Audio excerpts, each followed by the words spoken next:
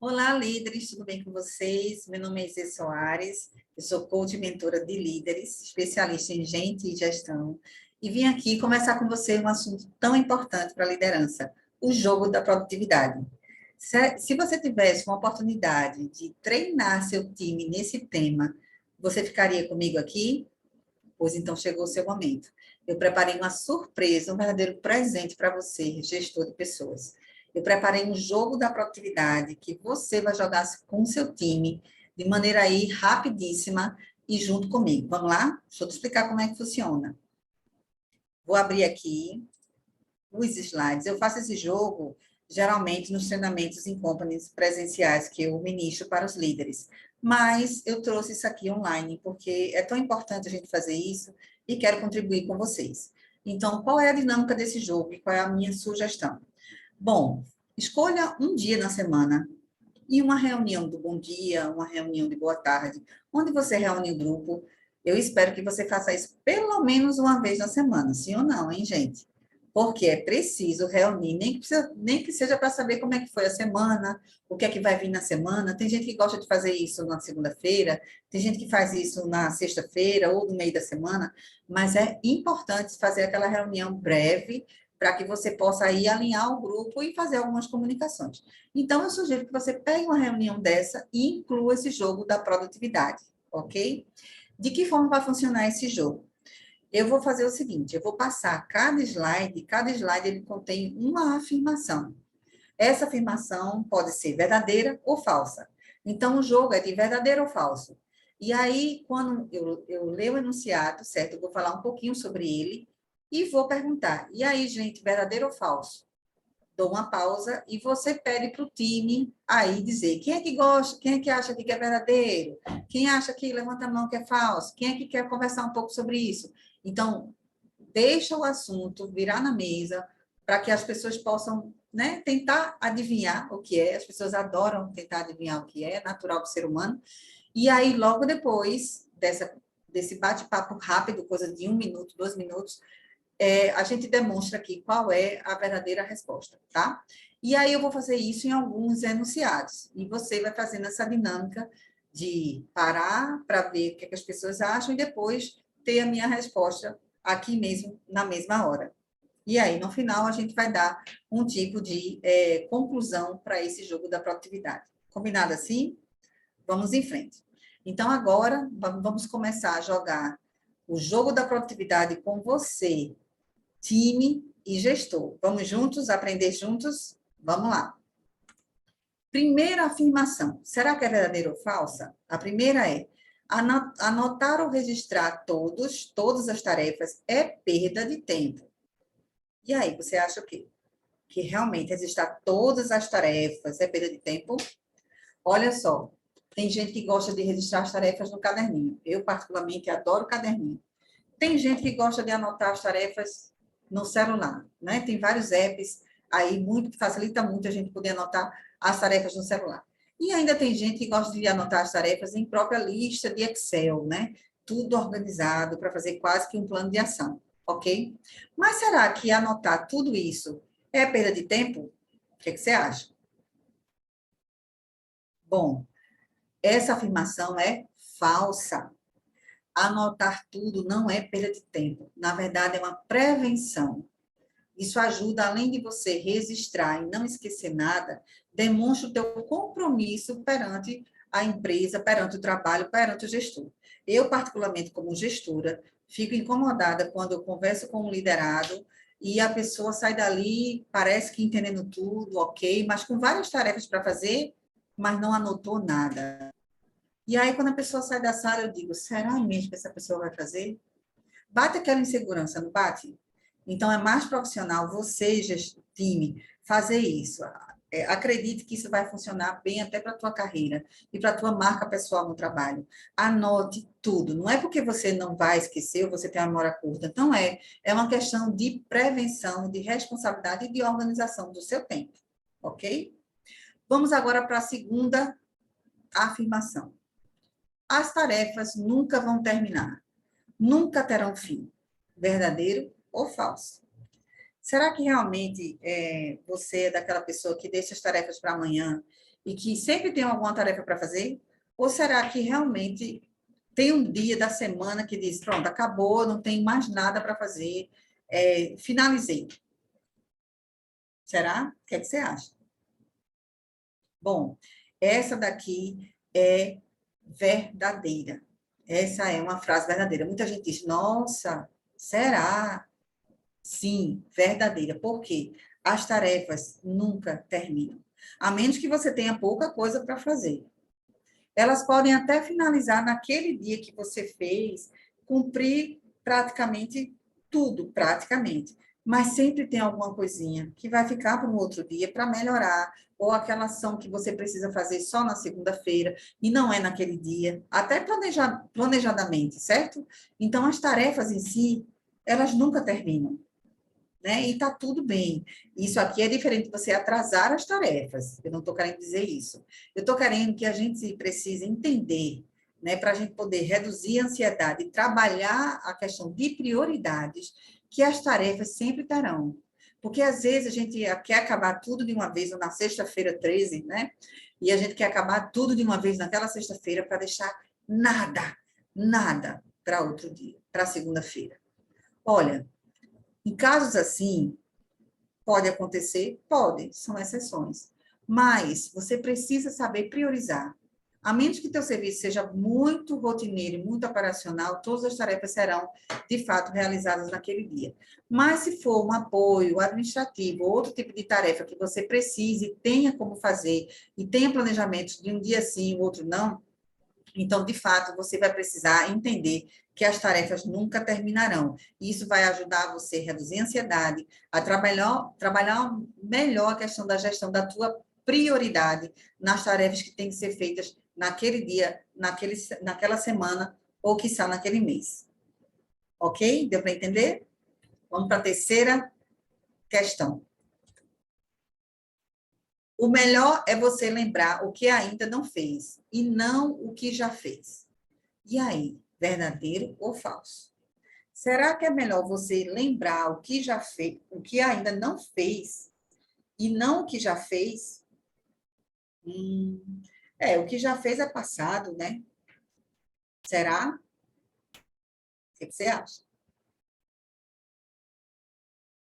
Bom, essa daqui, muitas pessoas dizem que, olha, não, de fato, é verdade, isso é verdade, porque eu já fiz, acabou, já passou. Aí que está o erro. É importante você registrar e celebrar, inclusive, o que você já fez, sabia? Às vezes, inclusive, você não toma conta de que você já está sendo tão produtivo. Às vezes, você não resiste para você mesmo, que você, o quanto você já andou naquele dia, o quanto você já produziu naquela semana. E parece que você está sempre improdutivo, parece que você está sempre não realizando, porque você não parou para pensar e olhar para trás e dizer, olha quanta coisa eu já fiz. Que bacana. O que é importante, a gente precisa de reforço positivo, a gente precisa celebrar também as pequenas ações, né? A gente precisa celebrar os pequenos passos. Esse é um ponto. O outro ponto é que você também precisa compartilhar e lembrar às outras pessoas, inclusive para o seu gestor, o quanto você já fez. Olha, eu já fiz. Tem gente que faz e fica só caladinho. Nem fala o que faz, nem parece que fez. Isso não é bom. Então, não estou dizendo para você exagerar, mas que você pode sim, deve compartilhar em algum momento o quanto você já fez. Isso é bacana, porque é esforço seu. Isso tem a ver também com o marketing pessoal, tá? E também, ao mesmo tempo, é muito importante lembrar o que ainda não fez. Sabe que é aquele equilíbrio da balança? Lembrar e celebrar e agradecer o quanto já fez e lembrar o que ainda não fez. Então, os dois devem estar unidos. Então, isso aí é falso, ok? Vamos para outra questão. Para manter o foco e a atenção plena, é melhor trabalhar 25 a 50 minutos e parar pelo menos 5 minutos. Verdadeiro ou falso? Bom, essa daqui é um estudo da neurociência, né? Quem conhece mais um pouquinho de gestão da produtividade sabe sobre isso. Então, se estudou que o nosso cérebro ele tem a necessidade de fazer pausas de, no máximo, 50 minutos, que ele, antes de uma hora, ele tem que pausar, para que ele não perca a produtividade na próxima hora.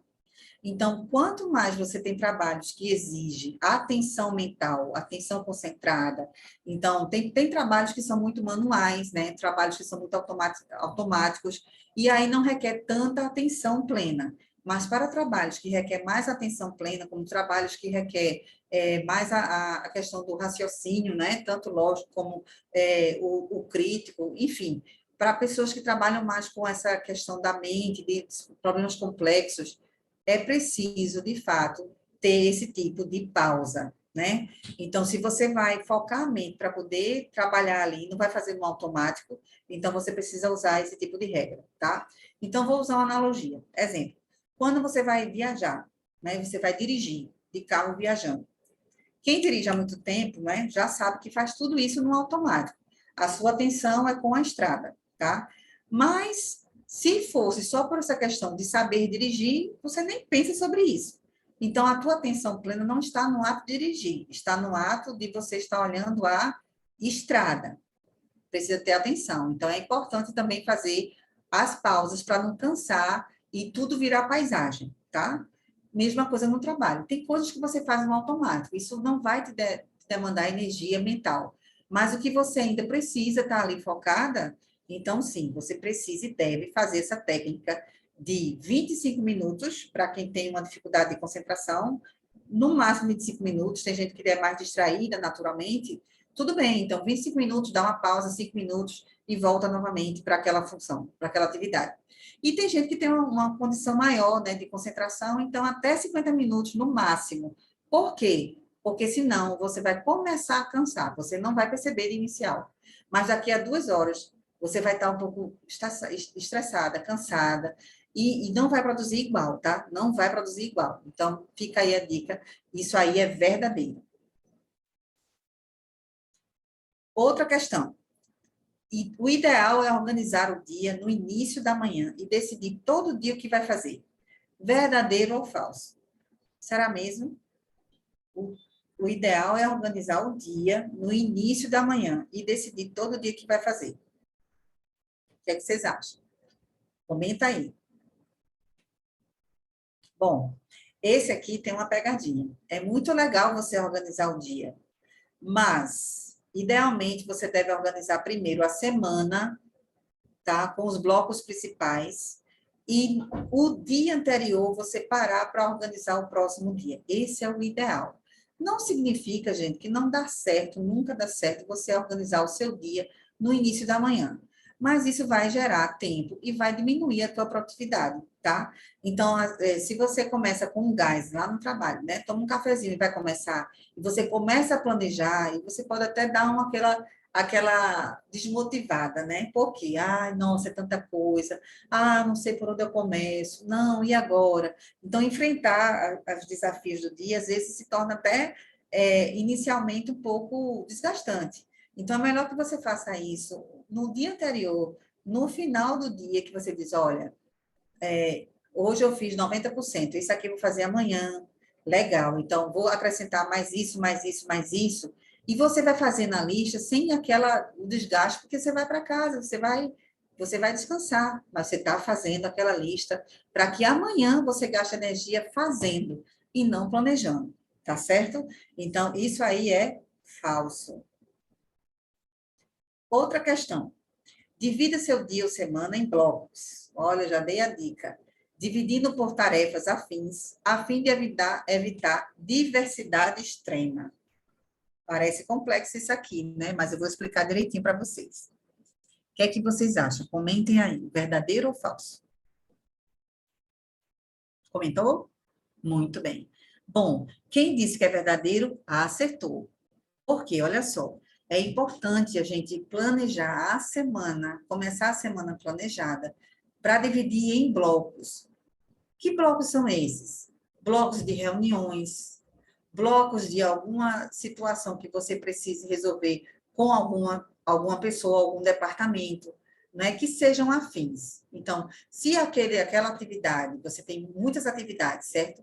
Você precisa agrupar aquelas tarefas que sejam próximas, ou porque o local é próximo, ou porque, de fato, ali vai demandar competências parecidas, né? Então, de repente, aquele dia de reuniões, ou amanhã de reuniões, duas manhãs de reuniões, porque aí eu vou para a reunião e já mato em outra reunião, massa. Então, eu não fico aqui entre trabalhar concentrado e ir para uma reunião, né? Ou então eu vou falar com uma pessoa de um departamento, aproveito e já falo com outra, porque é perto, né? Então, assim, cada um tem a sua dinâmica particular. Mas é importante você colocar tarefas afins, tarefas de concentração, tarefas de reuniões, tarefas sociais e até as tarefas pessoais. Ah, eu preciso, sei lá, marcar um médico, eu preciso fazer alguma situação ali, lógico que no trabalho a gente evita, mas se você precisa fazer alguma coisa e que tem que ser um horário comercial, tente escolher algum momento ou algum horário, tá?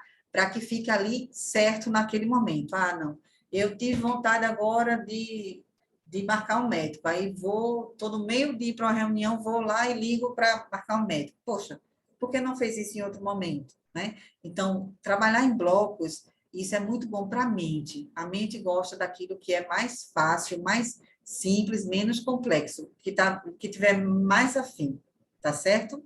Então, de fato, isso aqui é verdadeiro. Vamos lá para outra questão. Delegue mais tarefas que você não gosta, não possa, fazer ou que outras pessoas possam fazer. Vou repetir. Aqui são pessoas que podem delegar. Delegue mais ou tarefas que você não gosta ou que não, naquele momento não possa fazer. Ou que outras pessoas possam fazer. Verdadeiro ou falso? Comentem aí.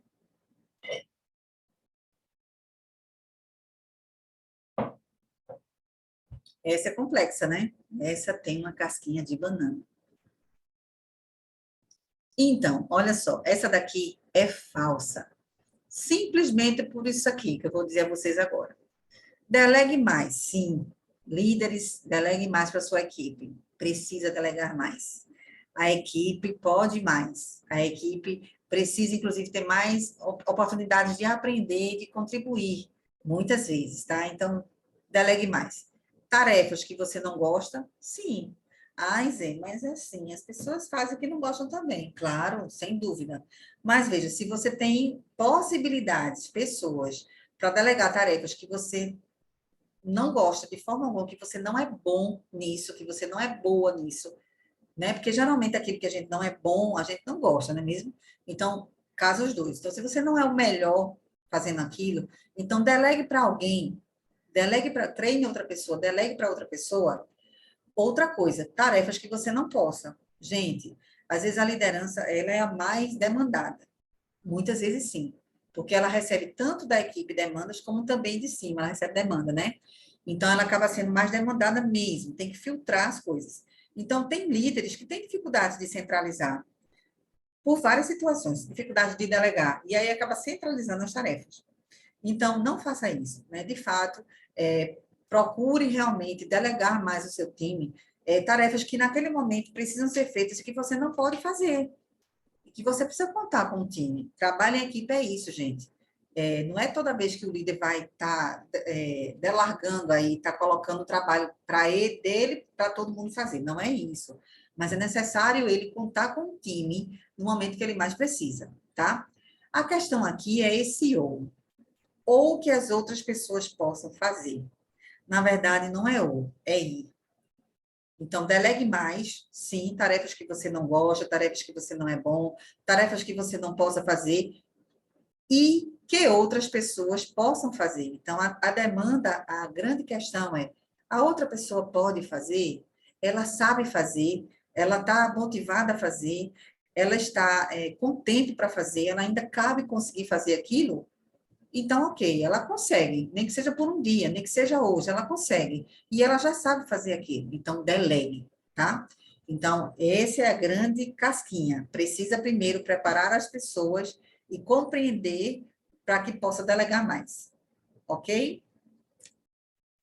Divida as grandes tarefas em pequenas tarefas diárias e celebre o que produziu no dia. Verdadeiro ou falso? Essa é fácil, essa é bem fácil, né? Já falei um pouquinho aqui. E aí? Bom, essa é verdadeira. De fato, divida as grandes tarefas. Imagina, você vai fazer um TCC. Você vai fazer um TCC para a faculdade, hein? Que é aquele projeto de conclusão de curso, graduação, pós-graduação, né? Ou você fazer um projeto, você fazer uma reforma na sua casa, né? Você precisa dividir por etapas e ações, não é? Tarefas, porque senão é muito grande. Aí eu vou fazer uma reforma no meu quarto. Ah, eu vou fazer uma reforma, enfim, eu vou fazer alguma coisa que requer vários passos. Eu preciso planejar e dividir aquilo ali em pequenas tarefas diárias. Senão, fica aquela coisa, eu tenho que fazer o TCC, eu tenho que reformar o quarto, e não sai do lugar. Por isso que muitos projetos não saem do lugar, porque fica só, a gente precisa, vamos fazer o projeto X na empresa. E aí, mas plano de ação, cadê? Cadê as tarefas que cada um tem que fazer? Distribuir também as tarefas é importante. Então, e celebrar o que produziu no dia. Olha, a gente aqui já produziu, já fizemos hoje 3 tarefas, o plano de ação é 15. A gente já fez 3 tarefas, maravilha. Ou então fez uma tarefa hoje, maravilha. Então, o importante é ir celebrando e registrando o que foi feito. Isso é bem importante. Inclusive, se faz, né, e se usa muitos mecanismos, né, sistemas hoje, metodologias, inclusive metodologias ágeis, para acompanhar esses projetos ou essas tarefas maiores, né? Esses projetos que têm várias tarefas e ações, é importante aprender a usar a metodologia ágil, é bem legal. Culpar-se pelo que não foi feito vai piorar o que precisa ser feito? Culpar-se pelo que não foi feito vai piorar o que precisa ser feito? Verdadeiro ou falso? Que acha? Verdadeiro. Isso tem muito a ver com como nosso cérebro funciona, tá? A questão da culpa é algo muito ruim. Culpa é diferente de responsabilidade, tá certo? Ou de responsabilizar. Então, ok, você não fez, errou. Ou, de fato, foi um erro grave, era para ter feito, atrasou, não entregou para o líder, foi difícil, ok, é verdade. Isso não deve ser evitado, deve. Mas o culpar-se, ficar remoendo sobre isso, vai piorar o que precisa ser feito. Porque você não vai conseguir trabalhar dentro de si o seu equilíbrio emocional para que você volte a produzir bem. Ou seja, leve, não, vou produzir, ok, não fiz, foi errado, pedi desculpa ao meu líder, falei para ele que não vai mais acontecer, né? Falei para ele, a gente alinhou uma nova data, então vou deixar isso para trás e vou recomeçar. Porque senão você acaba se cobrando demais, ou você se culpa demais, ou você acha que não vai conseguir novamente, e aquele peso emocional vai piorar a tua performance. Faz sentido para vocês? Mas é verdade. Então, se responsabilize sim, mas não se culpe, ok? Procrastina-se por focar no prazer imediato e não focar na dor de um futuro mal feito. Olha só, vamos lá de novo. Procrastinar é adiar o que tem que ser feito, ok? Procrastina-se por quê? Por focar no prazer imediato e não focar na dor de um futuro mal feito. Verdadeiro ou falso?